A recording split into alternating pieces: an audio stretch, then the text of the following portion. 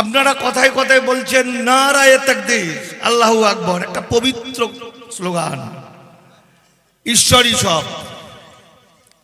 যখন আপনি বলছেন তখন অন্য ধর্ম মানুষগুলো বুঝতে না পেরে ভাবছে মারবো শালাদের। আপনারা ইসলাম ধর্মাবলম্বী, ইসলাম মানে আত্মসমর্পণ, মুসলমান মানে আত্মসমর্পণকারী। কার কাছে আত্মসমর্পণ? খোদার কাছে আত্মসমর্পণ, মানে আল্লাহর কাছে আত্মসমর্পণ। তো হিন্দুদের সঙ্গে তো কোনো পার্থক্য নেই। গীতাতে বলছে কর্ম করে যাও, তুমি কেউ না, কি হবে না হবে আল্লাহ জানে। আর আপনারা সবটাই আল্লাহর উপর ছেড়ে দিয়েছেন, যা করবেন সমস্ত কিছুতে বলছেন কি বলেন, ইনশাআল্লাহ, মানে যদি আল্লাহ করায়। তাহলে একই কথা। তাহলে বিভেদটা কোথায় হলো? বিভেদ কোথাও নেই। বিভেদ আছে ভুল বোঝাবুঝি, ভাষার দিকে। মানুষ মানুষকে বুঝতে পারল না। যদি আমাদের এই আন্দোলন, যদি মসজিদ থেকে আজানের ধ্বনিটা বাংলায় হতো, যদি কোনো মানুষকে রাস্তায় দেখার সময় সালাম আলাইকুমটা বাংলায় হতো, তাহলে ভারতবর্ষে তথাকথিত কুৎসিত হিন্দু থাকতো কিনা আমার কাছে সন্দেহ। কারণ এই মুসলিম ইসলাম ধর্ম হচ্ছে মানবতার, শান্তির, ভ্রাতৃত্বের, দেশের জন্য, মায়ের জন্য, মাটির জন্য, সম্মানের জন্য, মানুষের জন্য প্রাণ উজাড় করে দেওয়ার ধর্ম। দেখুন, আমরা বুঝতে চাইলাম না বা বুঝতে পারলাম না বা বোঝানো হলো না যে সমস্যাটা কোথায়।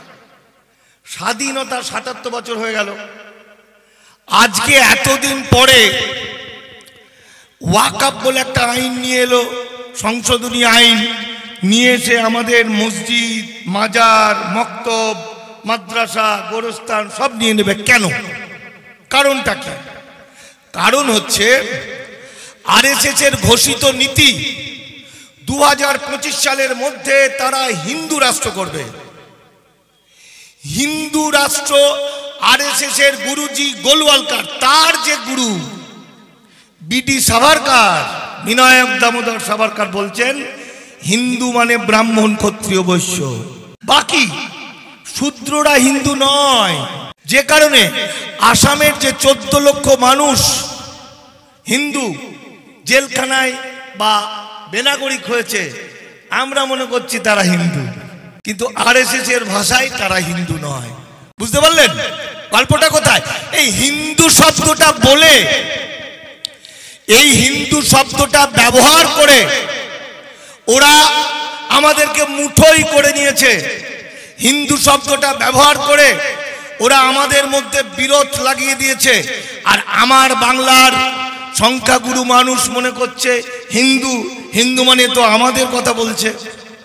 আসলে এটা ব্রাহ্মণ পরিচালিত রাষ্ট্রের কথা বলছে, যে ব্রাহ্মণ পরিচালিত রাষ্ট্রের মধ্যে কৃতদাস প্রথা থাকবে, এবং যে ব্রাহ্মণ পরিচালিত রাষ্ট্রে শূদ্রদের একটা অংশ। শ্যামাপ্রসাদ মুখার্জি বলছেন, আরএসএস এই বিজেপির যে অন্যতম প্রতিষ্ঠাতা, জনসংঘ নাম ছিল আগের, সেই শ্যামাপ্রসাদ মুখার্জি হচ্ছেন শূদ্রদের, হিন্দুদের মধ্যে সবচেয়ে কমা শূদ্র। তার পায়ের নখ, নখের ভিতরের যে নোংরা থাকে, সেই নোংরা থেকে তৈরি হয়েছে মুসলমানরা। এটা বইয়ে লেখা আছে। তাহলে এদেরকে বলছে ঘর ওয়াপসি করতে হবে। ২০২৫ সালের মধ্যে এদেরকে আবার হিন্দু হয়ে যেতে হবে। হিন্দুর মধ্যে কোন হিন্দু হবে? ধরুন আপনার এখানে একটা প্রভাবশালী হিন্দু নেতা আছেন, যার অনেক টাকা, অনেক সম্মান। সে তো বলবে আমি হিন্দু হলে বামুন হব, বলবে না? তাহলে তাকে কি বামুন হতে দেবে? না। হিন্দু মানে একদম পায়ের নিচের শূদ্র, মানে যাদের একটা ভালো নাম রাখার অধিকার থাকবে না। এটা এখন এই ভারতবর্ষের যেহেতু 2025, আপনারা হয়তো বুঝতে পারছেন না, এটা মুসলমানদের হিন্দু করার আইন। আমি ব্যাখ্যা করছি, দেখিয়ে দিচ্ছি অল্প করে যে কেন কিভাবে।